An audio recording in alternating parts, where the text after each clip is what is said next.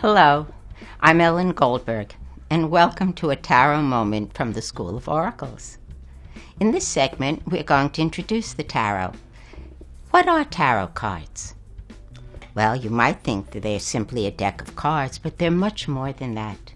The tarot is actually a book of wisdom that's disguised as a pack of cards. There are 78 cards in all, and they're divided into two groups.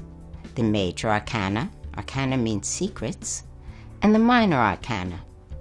These major and minor secrets will be covered in many of the segments that we're doing in this series.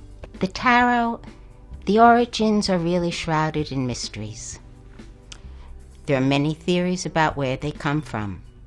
What we do know is that they are an oracle, and that they can tell you so many things about yourself, about life, about the deep meaning of things, and reflect yourself back to yourself. Well, the tarot is like having a sage as a wise friend right in your own pocket. It's to be respected and not to be used simply for fortune-telling, because it doesn't really enjoy that aspect of itself. It will communicate, I think, on almost any subject, but it prefers to be used for questions dealing with your own personal process, your spiritual advancement. When I teach my students to use the tarot, the first question we learn, which can be used over and over on a daily basis, is, tell me, what should I know about myself right now? The tarot loves to reflect yourself back to yourself so that you can know yourself, and you can always know how to come back to your center, how to find your best self, how to take your next step in growth.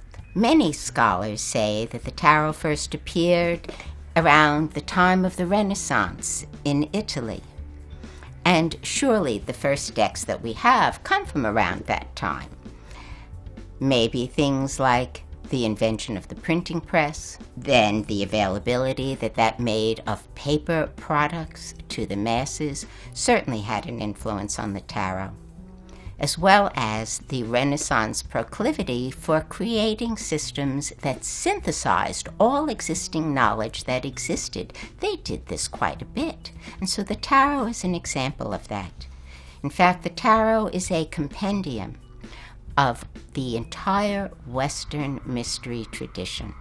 The tarot is like a great river into which the streams of Kabbalah, astrology, Hermetic philosophy, alchemy, even Neoplatonic philosophy, all of these have flowed into the tarot and are part and parcel of it. One of the reasons that I enjoy reading with the Rider-Waite deck, which is the deck that we will be talking about and using as our source of images in this series, is because it was created by a Hermetic magical order, the Order of the Golden Dawn in England. The order formed in the late 1800s and lasted, I think, up until about 1920. Maybe it was 1888 was the founding, but I can't be exactly sure. But what I do know is that they based everything on Kabbalah and tarot. And they had great systems that they helped to make the tarot grow. The tarot, it may only have appeared first in Renaissance Italy, but its roots go back far and wide. It goes back to the East and the West. There's Eastern tradition here from India and Tantra. There is the Western Judeo-Christian, Egyptian, and Greek tradition in here, and they flow all into this simple, seemingly simple, pack of cards, which is really profound. The four-armed mother of time and great goddess in India, Kali, from whom we get our word calendar, in her four arms she held four symbols which are representative of the four suits in the tarot: the wands, the cups, the swords, and the pentacles. Later on in Greece, the goddess Nemesis, the goddess of fate, before whom even the other gods bowed down, she too carried these same symbols in her hands. And of course, they were sacred to Mercury, who gives his name as Hermes, the Greek name for Mercury, to the entire Hermetic tradition. Tarot is part and parcel of the Hermetic tradition. And it's still growing, still alive. The tarot is an example that magic is alive and well. The other oracles that we know and love, say the I Ching, the rune stones, they date from about 1200 to 1500 years before Christ. Palmistry, my other great love in astrology, why, they go back much further. And they might go back to 3,000 to 5,000 years before Christ. So you can imagine what a Johnny-come-lately tarot is.